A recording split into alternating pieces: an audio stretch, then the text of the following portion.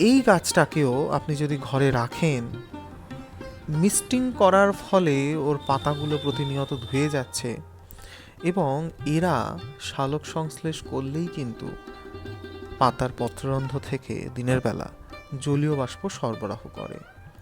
সেটাই কিন্তু খুব গুরুত্বপূর্ণ আপনার ঘরকে ঠান্ডা রাখার জন্যে। কিন্তু মনে রাখবেন, মিস্টিং করতে ভুলবেন না।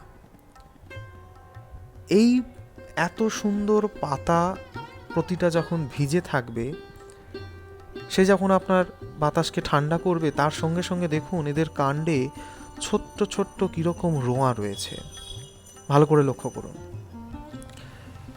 এই রোঁয়াগুলোর মাধ্যমেও কিন্তু জল বাষ্পীভূত হয়ে ওরা বাতাসে মিশিয়ে দিতে থাকে। আপনি অক্সিজেন পাচ্ছেন, বাতাসের হিউমিডিটি বজায় থাকছে,